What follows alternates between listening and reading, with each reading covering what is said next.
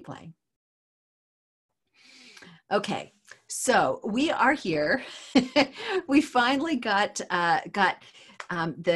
all the technology sorted out, or at least a quick workaround, so that okay, good. Sonia's here. Excellent. All right. Yeah, we did. We thought we had a really streamlined system to get everybody to these warm-ups, and our streamlining system was so efficient that nobody got here, basically including me. Oh, Sharon's here. Great. Okay, good. And Lisa's here. Yay. Oh, you did not just make it. We are all late to the party today. So, I mean, I logged on at the right time and there was nobody here, and I was wondering what happened. And then we realized that the page that usually should click you over to the webinar just clicked you over to something else and not the webinar. So anyway, here we are. We are energized and ready for a warm-up. So let's get started with this. If you don't have the PDF, I did put the link in the chat. I will put it again here. You'll need to cut and paste it into your browser if you need to download it. This is actually one of the etudes from the Etude a Day challenge. It's by Alfred Kostner. And this, because I know we've got a lot of different harpists using this, I chose to use the transposed key. This etude is originally in E flat, as are most of the etudes in that book, which is great. But if you are a lever harpist and you don't have your harp tuned in E flat, it would be inconvenient for you. And I didn't want to add an inconvenience. So in the Etude a Day challenge, of course, we have all the etudes in transposed keys, transposed to C major as well, just for, for people who don't have flats tuned on their harp. And, so we have these. So I thought, well, let's use the C major today. And what we're going to do, since these are warm-ups with a twist, let me make sure I'm actually in C major. Since these are warm-ups with a twist, what we're going to do is we'll play through this just to sort of get the idea. But I do have a special twist to add into this, and we're going to use this etude today to practice one of the techniques that I talked about in our 15 minutes of focus challenge. This is a technique that I love. I use it in practice often for passages that are just really difficult to come together, and sort of a way to help resolve the that flinch that comes maybe right before you get to that passage. So we'll talk more about that. It's my time warp technique, and we're going to practice that in with this etude today. So it's just a little bit different. It's sort of a double duty look today. So let's go through this etude. I will play it hands together, nice and slowly, and you can certainly do this hands together or hands separately. Let me see, there's a comment here that it looks like I should read. Let me put the glasses on. And Lori says, being a lever harpist, I appreciate the transposed version. Appreciate the use of the, yes, absolutely. As a matter of fact, I had to sort of consciously remember, because I had pulled up the E flat one and then thought, oh, no, we need to do C major for everybody here today. So, okay, we like to be inclusive where we can, right? Okay, so here we are in C major, and we're going to do this kind of slowly. Yup, about that speed. Okay, we'll try to keep it that slow. Just follow along. We're going to play the whole thing through. Before we do, though, let's just check how you're sitting. And just, if you haven't played at all today, it might be a good idea to just play something, anything, just gently, slowly get your fingers opening and closing. Sometimes one of the nicest things to do is just close your fingers, open your fingers away from the harp strings. You can do this on your lap. You can do it just there, just to get those, all those joints moving. And then if you want to play a couple chords, you can do that. I don't know, anything, or a little scale, something slow, just to get your fingers warmed up. I haven't used my fourth finger in those chords yet. I did warm up today. So just take a minute, do whatever, noodle however you like to noodle. And we'll get to this etude in just a second. Okay. All right. So here we go. We are going to go through this etude, and then remember our warm-up part of this, or the twist part of it, is that we'll go through it again and I'll show you exactly how to do that time warp technique. But for right now, we'll just take a nice relaxed tempo and we'll go through. Feel free to play either hand or both, okay? One, about, let's see, 3 triplet, 4 triplet, 1, 2, 3, 4, 1, 2, 3, 4, whoops, I missed, there we go, 1, 2, 3, 4, 1, 2, 3, 4, 1, 2, 3, 4, 1. Stay relaxed.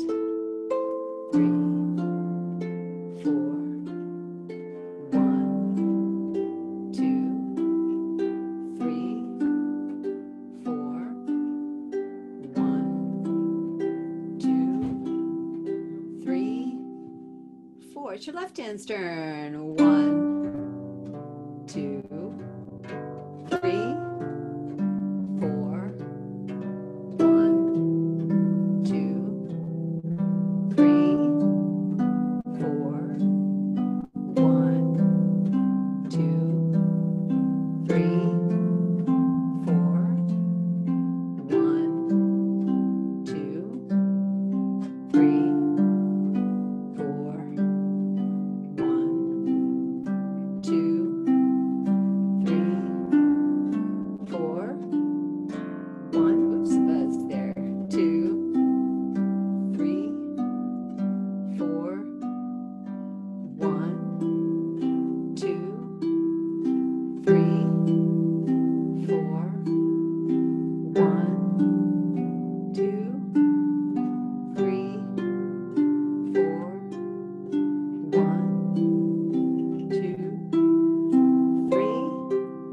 4, 1, 2, 3, 4, 1, 2, 3, 4,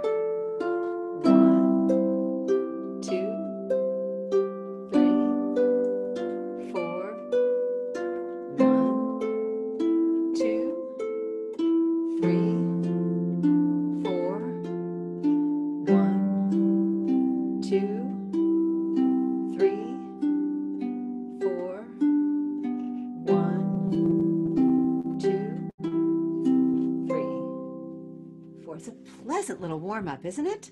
A nice little warm-up. Now we're going to go back and work on it a little bit and try out that time warp technique. But before we do, I'll give you a minute. If you have any questions or any thoughts about this etude, questions about fingering or placing or anything like that, go ahead and you can type those in and we'll get those answered before we go on. I will say that I find the slow tempo is a little bit actually more of a challenge because it gives you time to see and hear all those details and all those buzzes.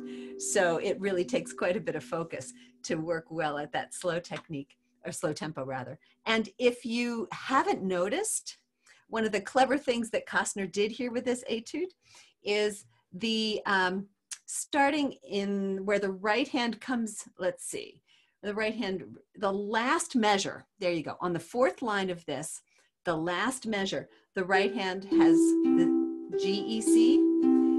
Those measures from there till just about the end are the same as the opening measures, but the arpeggios are in the other order, right? You'll notice that the left hand is identical. And there's a clue for you. The chords in the right hand are identical too, but the fingering is upside down. So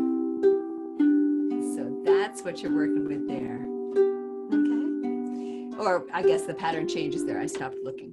Okay. So let's go through this one more time, give you a chance to get some of these notes a little bit more familiar, and then it'll be time for time warp. Okay, so from the beginning, one more time, okay? Sitting up straight, breathing in, breathing out, breathing in, breathing out.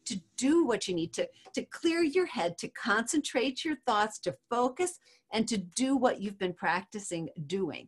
So what this will allow you to do as you work this way, and we'll try it in a moment, is you'll be able to play through the whole piece and get the feeling of playing through the entire thing without stumbling over those two measures. Instead, you're creating the space to do what you need to do. What happens over time when you do this, okay, we're slowing down again, is you might find that as you go through, that once you've had the clarity to get through those measures and not worry about them, you can start speeding them up. And you might find that instead of two measures that are really giving you trouble, it's just one little transition or one beat or one particular finger, maybe even, that's giving you trouble. And that once you've calmed everything down, you can see exactly what it is that you need to focus on at that moment. And so you've created the clarity and you've created a solution. And, you know, the problem will go away, which is, of course, what we're looking for, right? So let's try this all together. And the way we're going to try it is this. We're going to start on the third line, the third line, the second measure. This is where the left hand starts, and we'll go about the tempo that we were going before. But then in the third measure, the last measure on that line, I'll start counting extra slowly, like 3 triplet, 4 triplet, and then we'll go on to the fourth line. And then in the third measure, the fourth line will start to go back to tempo, just the way I worked a moment ago.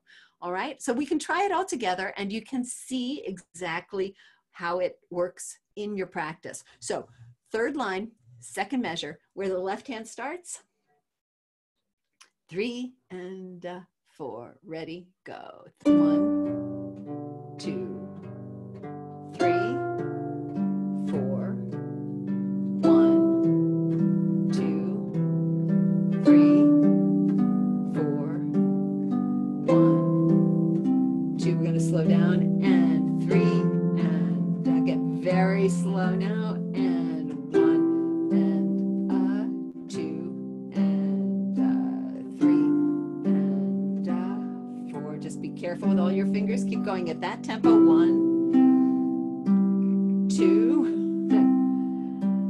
3, 4, and 1. And we'll start to go back to our tempo. 2, 3, 4, and we're back. Okay, let's do it the same thing again. Third line, second measure. Regular tempo to start, and then we'll slow down. Okay, 3 and 4 and 1, 2, 3, 4, 1, 2, 3, 4, 1. Now we're going to start to slow down. 2 and 3 and very slow now, and 1 and watch all your placing. Watch your fingers. Get it all right. 4 and stay slow now. 1, 2, 3, 4, 1, and we'll go back to our regular tempo. 2, 3, 4, 1, and there we go. Okay, there are only a couple of rules with the time warp technique.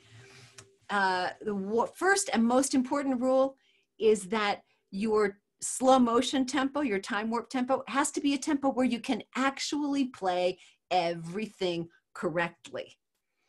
So it has to be as slow as you need to absolutely play it correctly. And then the second thing is that while you're changing the tempo to the slow tempo and then changing back, you don't get to stop. You have to keep playing. You can't stop. Okay, so now let's see here. The question here from Eva, is there a reason that the C is with the fourth finger and the D is with the third finger? Just spacing. I think the fourth finger is much more comfortable for the octave reach, but And you can use fourth finger here for the D. In fact, I might. I think that that's Costner's fingering. I don't think it's mine. So that's a 4, although it might be. I can't remember whether it's mine or his, but the 4-2-1 definitely, because that's an octave there. The 3, it's definitely a 6. A 6th rather, and so the 6th is a good spacing for third finger, and then you can go back to fourth finger. If you want to use the fourth finger on the D, I don't have an objection to that. Do use the fourth finger on the C. As I said, I don't remember whether that one's Costner's fingering or mine. Sometimes where he had fingering, I included it, so that might be his. So I might very well use a fourth finger there, but it's good practice for your third finger for sure. So third finger, especially third finger left hand, needs all the help it can get. It needs a chance to get in there and get expressive. Now, do you guys understand how that time warp technique works?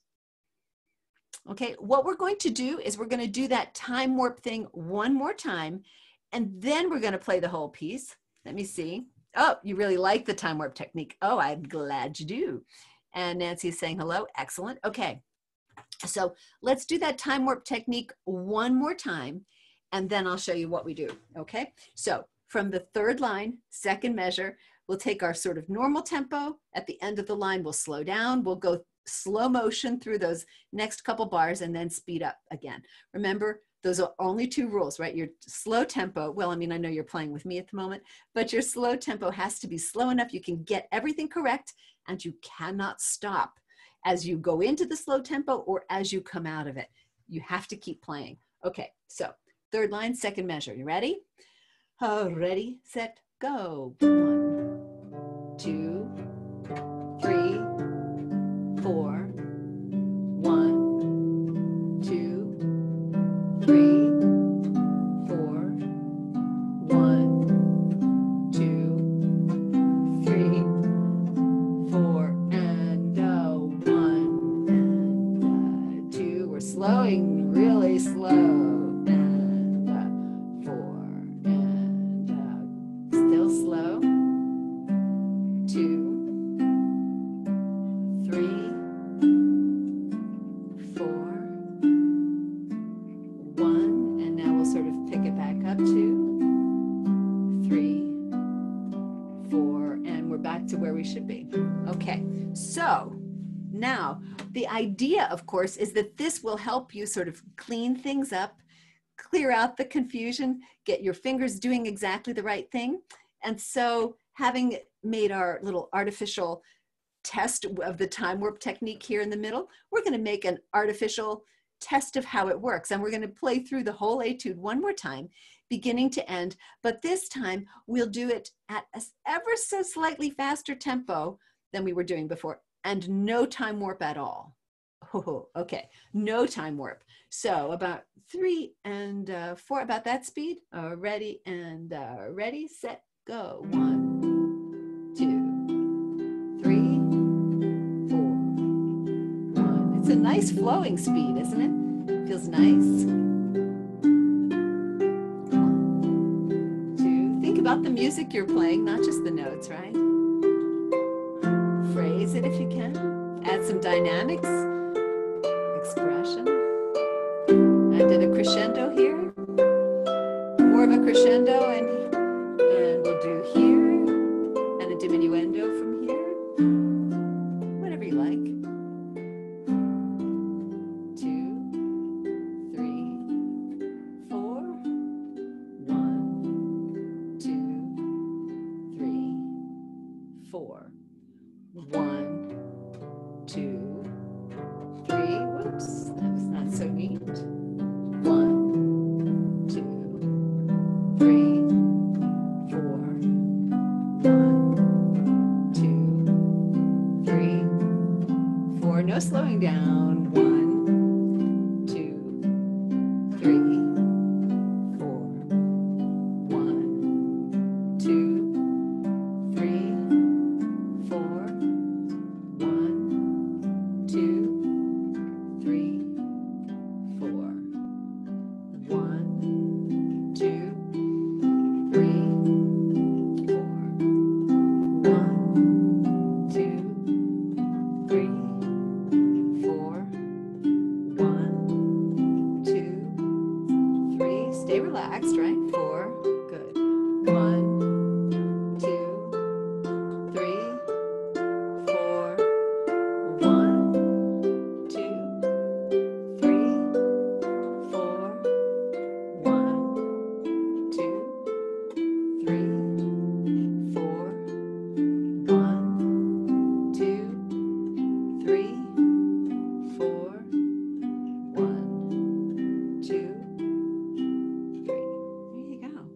Okay, so that would be the benefit of working on a passage with that time work technique. You would be able to play through it, hopefully, a little bit more easily without the stumbles that you did when it was slower. Now, I'm going to read these comments, so I'll get the glasses on. Let's see.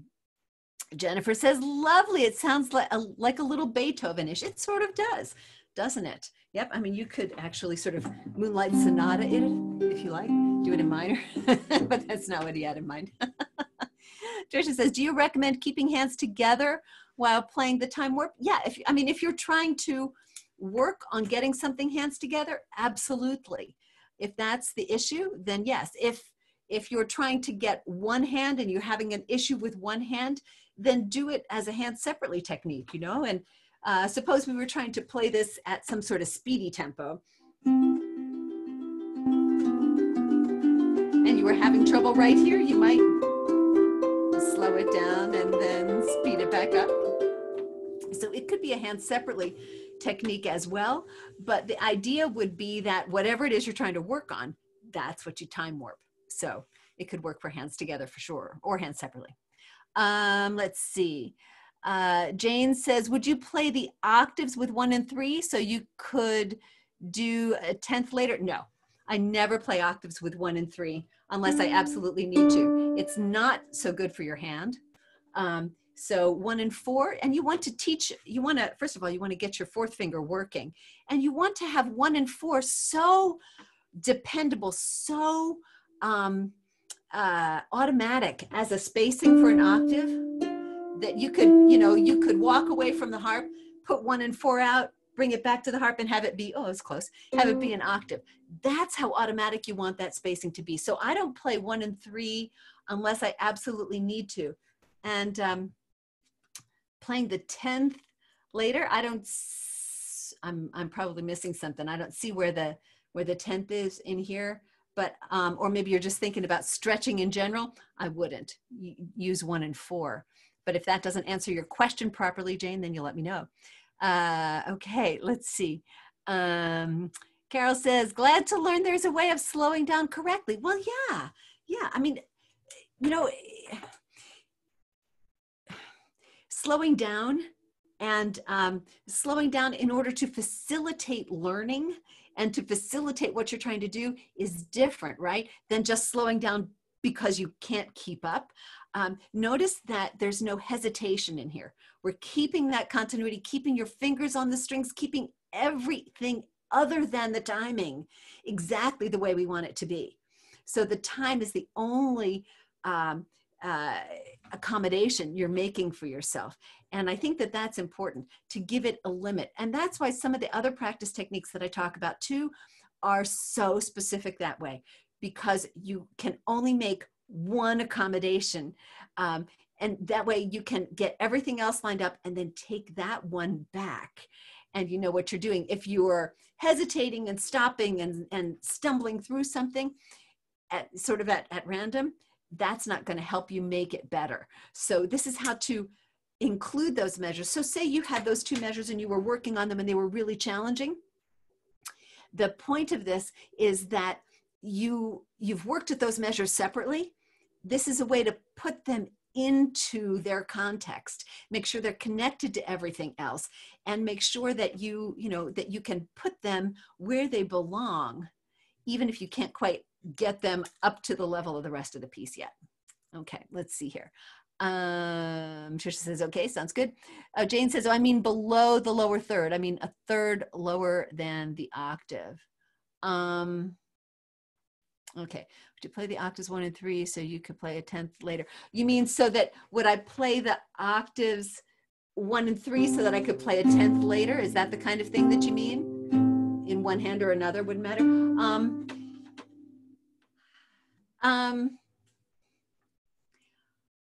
Only in a circumstance that, let me make sure that I'm doing this right. That's what you mean. Okay. Only if there was a speed issue, for something like this, they're so separate, that I wouldn't do it.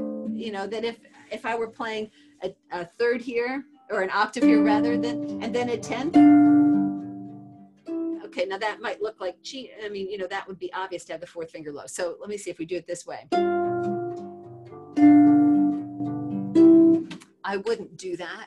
I would only do it if there were some reason that it was required for speed, or if I were connecting them.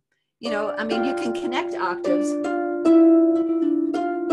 You wouldn't do that here because it's not the right musical affect for it. It's not the right musicality. You want them to be separate and ringing and, you know, something like that. But if you were trying to do like a scale in octaves, for instance, you know,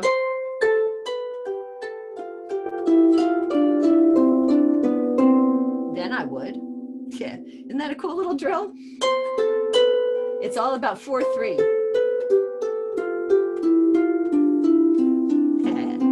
So, and you know, then you're going to play octaves with your third finger, but I don't see a reason to do it unless you're in sort of a pattern like that. Does that make sense to you? Does that answer your question, or did I not quite get it? That's neat. Well, yeah, it's kind of a nifty little thing, huh? We're not called on to do this very often, thank goodness. But you will find it often in, right, where you have a continual slide. Ooh, my thumb doesn't like doing that today. The callus is too hard. There you go. Got a different part of my thumb and it slid a little bit better. Where it's a thumb slide all the way down and you do 2, 3, 4 in octaves underneath. It's not so good if I don't look. So, you know, but no, other than that, definitely not. Okay, well, I just did some weird things for you. Don't try these at home, or do, but that's fine. Okay, so that was what I wanted to show you today. Do you think that you can find a way to use time warp in your practice to help you with those little trouble spots? Because that's what I was hoping for you today. I mean, in addition to giving you a lovely etude that you can play. Absolutely, says Maris, I think. Yep, that's right. Okay, well, good. All right, that's what I was looking for. I wanted you to be able to do that. Now, next week's warm-up will be something entirely different. Over the next few weeks, we're going to be working on warm-ups that work with chord placing. And Tricia says, yes, this is a great technique. Well, I have found it. I'm glad you think so. I found it incredibly helpful. Oh, good. Eva says it will help. Wonderful. So we're going to work on chord placing. We're going to work a little bit at memorization. We're going to work on some note reading. So we have a lot of different things coming up over the next few weeks. And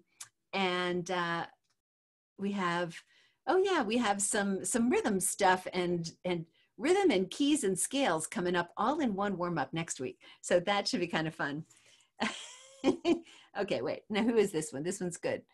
Stephanie says, I've already incorporated these. When I do them, I feel as if I'm in the matrix. Yes, absolutely. All of a sudden, yes, time slows down. You can see that bullet fly through the air, just like in the Matrix, right? You can see, wow, okay. So yeah, wouldn't that be cool if we could actually do that? But what you might find when you get really good at this is that you can you can actually slow down your perception without slowing down your tempo. Kind of cool. All right, let's see. Something so simple can be such a help. Thank you. You are very welcome. And Marilyn says, I know we can find the replay from your email, but are they posted somewhere too? Yes, they will be posted on the replay page, and I don't have that particular link yet, but it will be there. And that replay link, that page replay link will be the same for all those warm-ups. So, you know, every replay of the warm-up, you'll be able to get there and use the same link to get there. We're trying to make this super simple. Apparently we made it a little too simple to get into the call today, but we'll get that fixed for next time. See, Nancy says, can you say bars for crescendo and diminuendo, please? No, because I did them different every time. I mean, I sort of put them in the, you know, crescendo in the second bar, maybe first and second bar of the second line, and then diminuendo in the third bar. You know, I sort of did it, and in the corresponding measures at the end. I did it elsewhere also, but I would do it differently another time. I could do it completely differently and completely the opposite another time. But that's what I did just now. So, but as I said, another time I might do it in a completely different way. So, and your dynamics would change depending on your tempo. You know, that's the nice thing about when a composer has left the canvas blank, as far as dynamics go, you get to choose and you can create a lot of the piece based on exactly the way you want it. Okay, so that's kind of fun to do. All right, I will let you go. Thank you all for being so patient and for sticking it out and and following the email trail to get here. I promise we won't make it so hard. Next week, we'll try to make it absolutely simple and no brainer for you. But obviously we found that system up today. We'll get it right, I promise. And thank you so much. I really, really appreciate that. Now, who said something else here? Jennifer says, I will try accenting a different note in the triplet. That's great for finger evenness, absolutely. Yep. Okay. Thank you all for being here. I appreciate it so much. And I will look forward to seeing you all next Friday if I don't see you before. Okay. Have a great weekend and a wonderful week next week. See you soon. Bye.